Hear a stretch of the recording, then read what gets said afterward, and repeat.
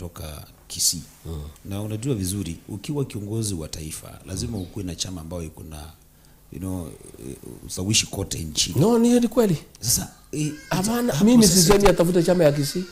Nasema ikue chama hiyo iko na mizizi Kisii. Chama hii ya William Ruto ya UDA ilikuwa na mizizi Rift Valley na Mlima. Mlima nimeondoa, imebaki Rift Valley. Unasikia? Ataenda kutafuta wengine aongeze. Mimi mwenyewe nazindua chama ya kitaifa. Na utaona uso ya kitaifa wiki hii. Ni chama cha Kenya cha kitaifa, lakini iko na mizizi pale Mlimani. Kwa sababu lazima chama ikuwe na mizizi, kwa sababu chama inaanza with a certain membership, alafu unaongeza watu wengine. Hivyo ndivyo siasa inafanywa, ndugu yangu. Huwezi panda miti kutoka juu, unapanda miti kutoka chini. Ndio? So unaanza pale, unatengeneza chama ya kitaifa, lakini inakuwa na mizizi, iko na pahali imeanzia. So chama mimi nazindua ni chama cha kitaifa. Na utaona ile maofficial siko. Hata Wakisii wako ndani. Utaona Wakisii wako ndani. Very excellent. So mimi nasema Fred Matiang'i lazima akuwe na chama iko na nguvu. Lakini watu ya nyumbani ndio Wakenya wengine wamuamini. Ndio Wakenya wengine wamuunge mkono. Lazima uoneshe ya kwamba uko na ujasiri pale nyumbani. Hata wewe huwezi enda kupatia jirani mawaidha vile atalinda boma yake na kwako umefukuza bibi na watoto.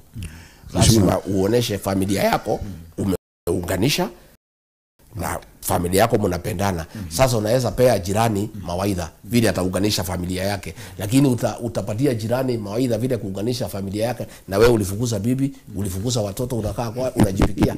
Uwezi? Kuna jambo umezungumzia. Umetaja jina la Fred Matiang'i, umetaja jina la mzee Ezekiel Machogu. Wakati aliondoka, nafasi ya Machogu ilipewa kwa kiongozi mwingine kutoka jamii ya hapa Gusii. Unajaribu kusema kwamba vile umemwongelelea Machogu ni mtu ni kama unampa heshima kubwa kidogo. Unajaribu kusema kwamba kwa ile replacement rais alifanya ilirudisha heshima ya Omo Gusii chini. Mimi sijui, lakini najua nikiwa pale nilikuwa naona kila wakati Machogu pia akifanya kazi ya kitaifa, lakini akitetea watu ya Omo Gusii.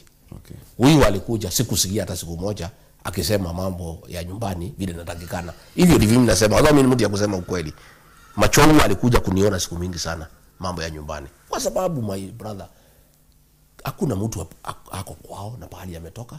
Hata kama unafanya kazi ya kitaifa, lazima pia pale nyumbani usaidie. Na unasikiaga watu wakiuliza, huyu mtu anasema atasaidia sisi, hata watu hao bado saidia. Watu wanasemaga namna hii, huyu atasaidia mtu yeyote, na hata watu yao wameshindwa kusaidia.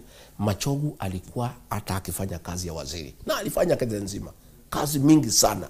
Mimi nililia sana Machogu alipotolewa, kwa sababu ni mzee ambaye alikuwa amejitolea kufanyia Kenya kazi, lakini pia alikuwa anachunga interest. Alikuwa kwa hiyo serikali ndio alikuwa anatetea interest.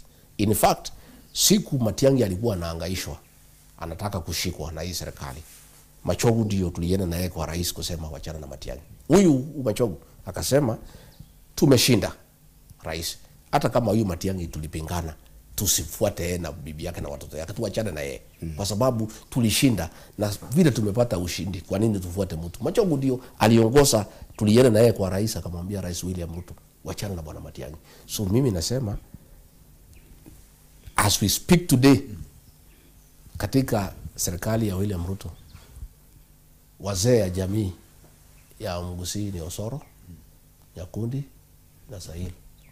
Hapo ndio mko kama jamii. That is how sad it is. Sasa mko na nafasi ya kutafuta kiongozi wa hekima, wa maana, na kuungae mkono 100%.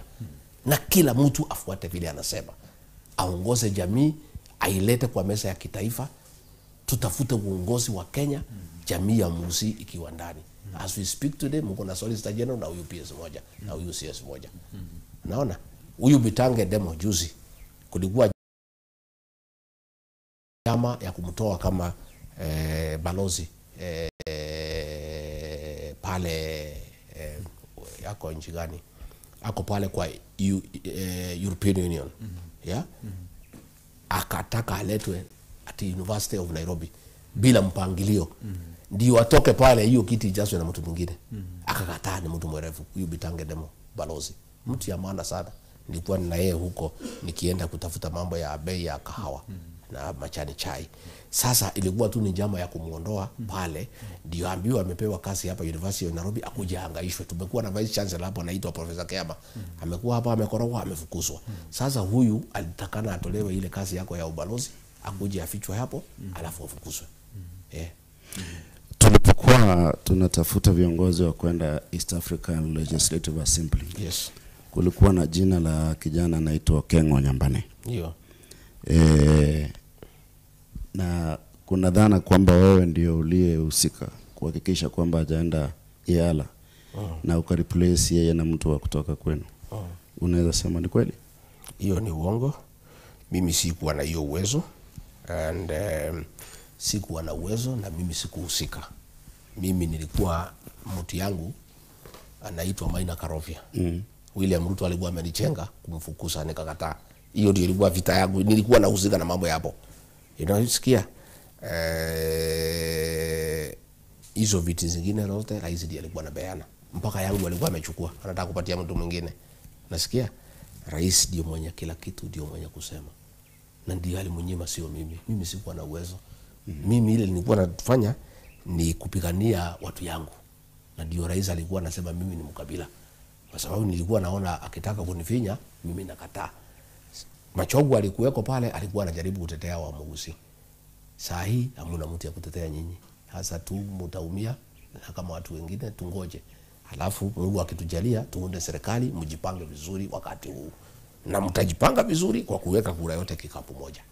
Lakini mkikawa, mkikubalia mabruka wajae Kisii, mtazama. Wakati wa impeachment motion yako,